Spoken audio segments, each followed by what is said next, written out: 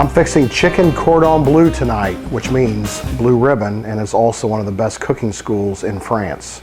So let's get rolling on some chicken cordon bleu. Wheat. All right, the specific ingredients in the recipe are below here in the description. We've got boneless, skinless chicken breasts. We've got a couple of eggs. We've got Swiss cheese. We have, of course, nice ham. Don't get that bag stuff. Get something from the deli. And I've made my own breadcrumbs. Basically, I took some whole wheat bread, toasted it just a little bit, just pureed it or just ground it up very fine, and then added oregano, salt, pepper, and a little paprika. And we'll have that in the recipe below. And then we're going to do a little bit of Dijon mustard as well. But now it's time to beat the schnot out of some chicken. I'm staying with it. You got to let me be me. So we've got a wooden board with some cellophane down, and then we're going to take a boneless, skinless chicken breast, lay it down there in the middle. We're going to take another piece of cellophane and put it over the top, and then we're going to take out our day's frustrations on this poor, helpless chicken breast. So we want to pound it down to where it's roughly, quarter of an inch to a third of an inch thick. And the reason you put the cellophane over it is you just don't really want a bunch of chicken juice, raw chicken juice, flying all over your kitchen. It's just not cool. So we take it out, and what we're going to do then is salt and pepper both sides. Now we don't go real heavy with salt because remember there's ham in this, and ham by nature is salted as well. Flip it over, hit it with a little salt, just a little bit, and pepper.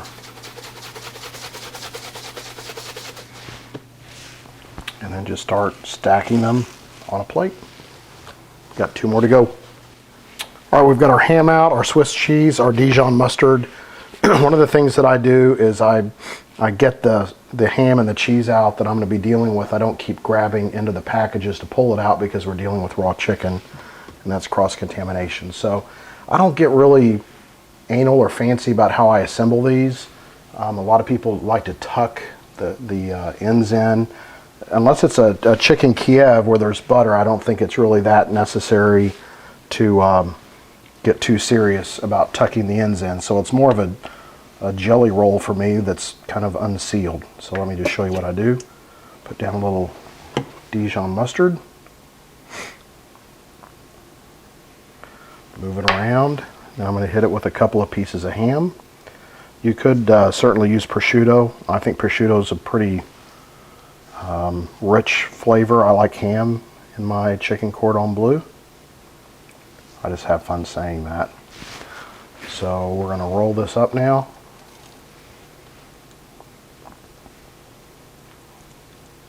And just keep tucking it and rolling it. And then we've got it rolled there. Now don't use colored toothpicks on this because that color will bleed into the chicken, and it certainly doesn't make for a good presentation, nor does a broken toothpick. Let me pull that out. Also, try to buy good quality toothpicks. We got cheap on these. We're kind of paying the price for them, literally. So we're just going to seal it, and then we're going to batter it, and we're going to bake them. All right, so now we're going to make the wet bath, and we're going to use an egg white and a full egg.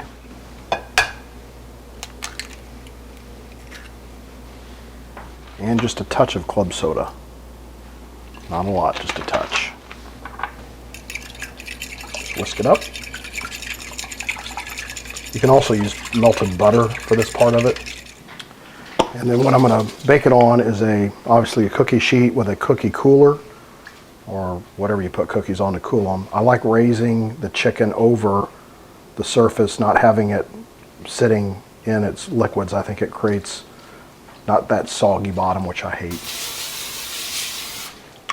So now we're just going to take chicken breast. We're going to just gently spin it around in the egg and club soda mixture over to the breadcrumb mixture. You don't want to do a lot with these because they'll start falling apart. And then just place them on the rack. We're doing 4 of them.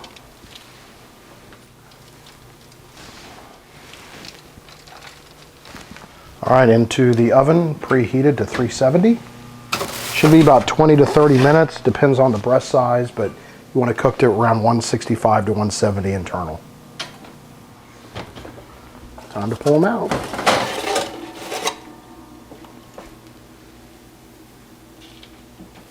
All right, so we're going to cut into this so you can see what we're looking at. The outside is almost like it's been deep fried, but it's not. It's a very healthy way of doing it with whole wheat. That's the inner goodness, that ham and cheese.